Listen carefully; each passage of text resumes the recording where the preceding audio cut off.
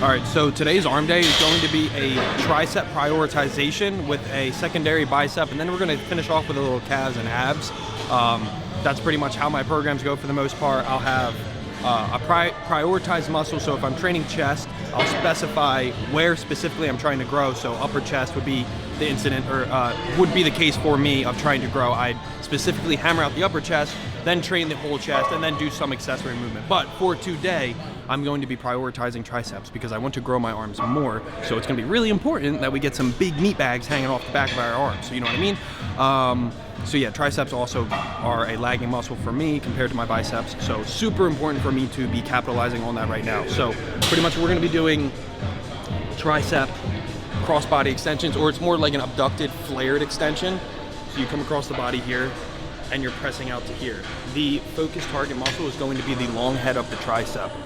Pretty much having your elbow flared out and pressing in this motion puts a lot more tension on your long head, so you'll be able to grow it more efficiently. I'm going to perform a set here just to show you guys.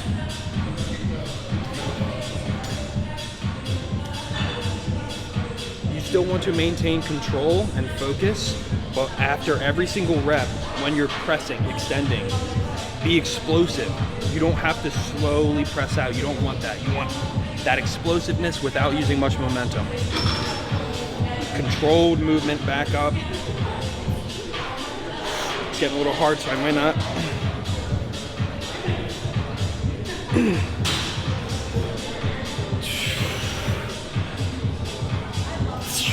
Fuck.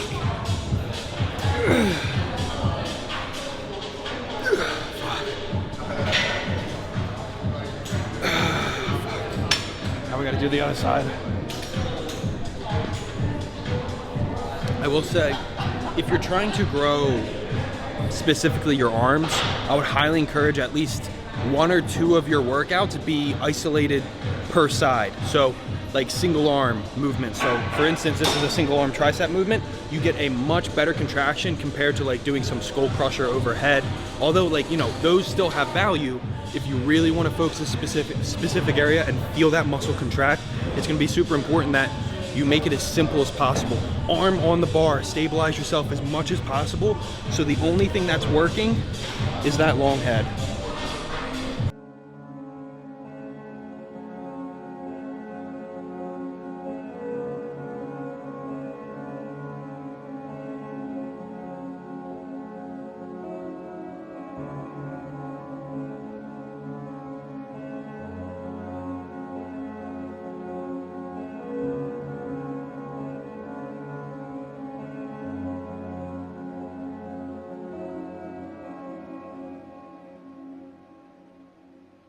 So today's intro workout carbs, since I think I'm definitely gonna need it because I'm already getting hungry. I had oatmeal, a scoop of protein, and like 16 grams of peanut butter before I came in, but I'm fucking starving. So I'm gonna split half of this with Nick. If anyone knows what this is, it's a limp. It's one of the best fucking, I guess I'd call it a candy, a snack in the tri-state area. If you know what it is, you tell me right now. Here, Nick. Rip off as much as you can. All right, give me some of that. Cheers.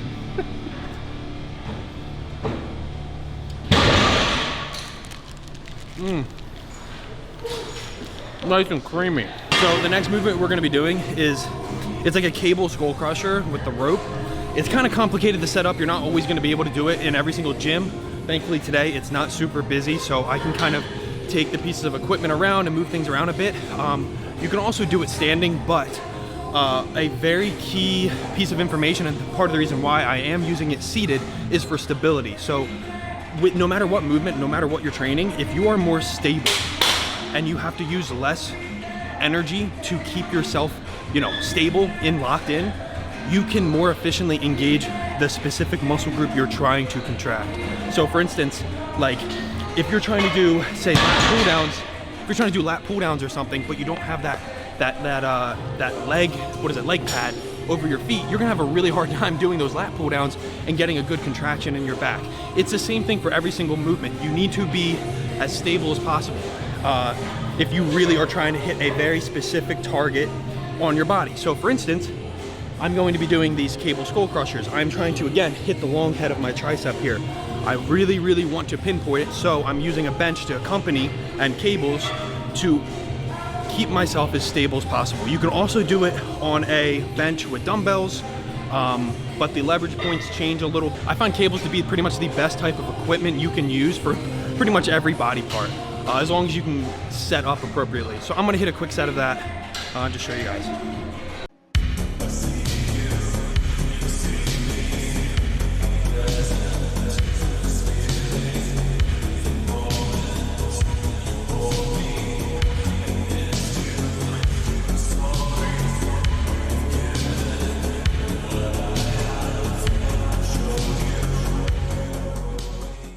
Another thing is when you're training, you'll see how that last rep, it doesn't look pretty, but that last rep should not, that last rep should not look the same as the first rep you hit. So using a weight that allows you to push yourself extremely hard, almost to the point of failure, if not to the point of failure. In most cases, you should be pushing to literally failure, to where you cannot push that anymore. That's the first set, so I'm not going to failure just yet. My next 2 sets, I'm gonna ramp it up a little bit. I might add a little bit more weight for my given set range. Don't try to rush. Again, small little tips here. Do not try to rush weight jumps. Typically, you should be sticking around weights that you're comfortable with, that challenge you in that specific set range. When you start to get more comfortable and you can start to move that weight easier, yeah, incrementally add weight or add more reps. There's so many other ways to progressively overload aside from just adding weight.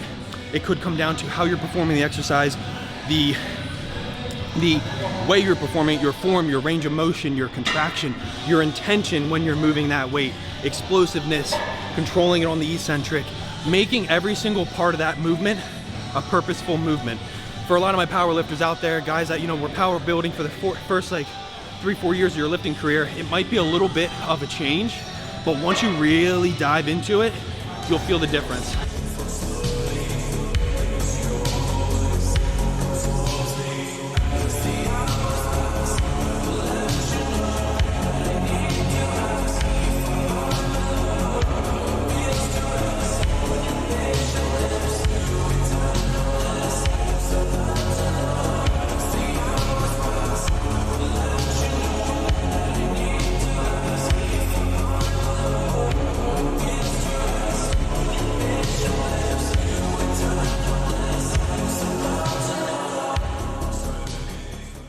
So pretty much here, we're gonna be completely burning out our triceps. Again, we're going back to the individual movement. So a single arm movement for triceps on each side.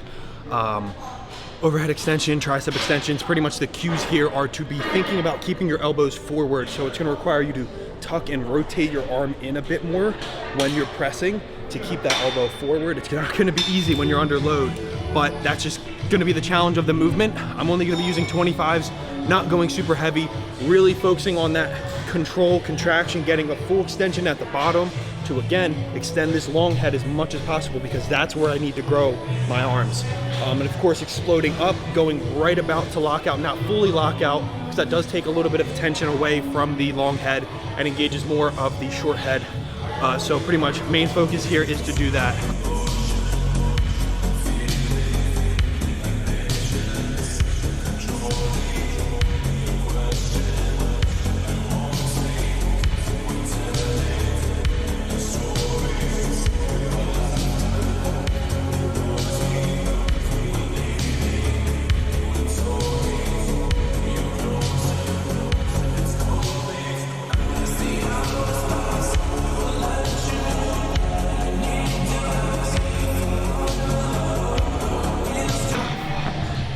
Right at that 9. As soon as I hit that 9 marker, it went from like feeling like an RPE 6 to like an RPE 9 every rep. Pretty much finished up all the tricep movements. Since today was a tricep prioritization, wanted to get those out of the way. The long head definitely feels full as fuck right now. So now we're gonna be moving on to our secondary movement, biceps. Pretty much this is gonna be, I would say, my two, if you had to do 2 bicep exercises, honestly, hammer curls is probably #1 just for overall thickness and girth within your arm. But if you're really trying to focus on enhancing your peak and overall shape of your bicep, it's gonna be important that you're implementing incline curls as well as preacher curls. Incline curls is gonna be working a lot more of the long head of the bicep.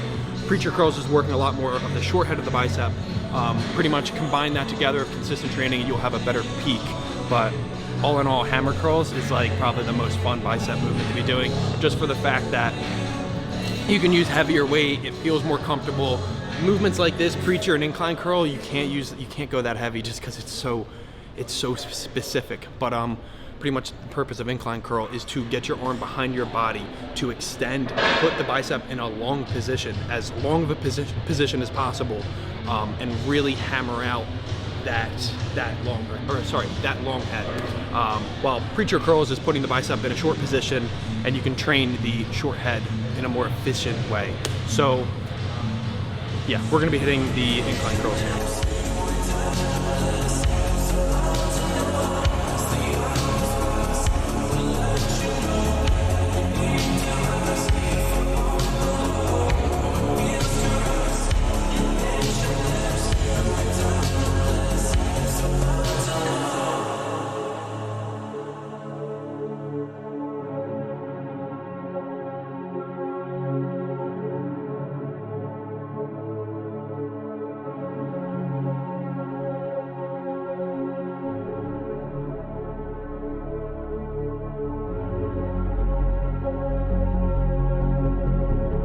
All right, and for the last exercise, we're gonna be just doing preacher curls, good old-fashioned preacher curls on a machine here for, again, as much stability as possible so that we can really capitalize on just squeezing the fuck out of this short head here.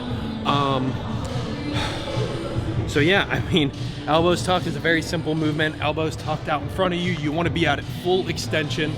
You don't wanna be curling in too much. Keep yourself back and upright.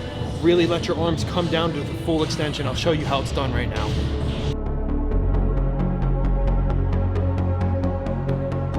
The night will hold us close and the stars will guide us home.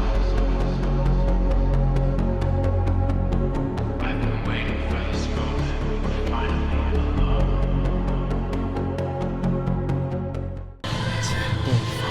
It's just, I took too much pump product today. Like literally, my fucking biceps feel like actual water balloons stretched to the pure last like possible expansion they could be at. I gotta say, Gorilla Nitric, if you haven't taken it before, it is literally a game-changing pump product. I only took one scoop today and I might have to pull it down on my bicep days because the pump, it's almost counterproductive. It hurts so fucking much, but that just shows it works really goddamn well. Yo. So we just finished up, pretty much. Pretty solid arm day with, did we just do, yeah, we just did tries and buys, that's it. Is that you on the wall? That looks like you. No, it's not me. That's Dan Di Bartolomeo. It was good. Just a quick little arms, we were gonna do more.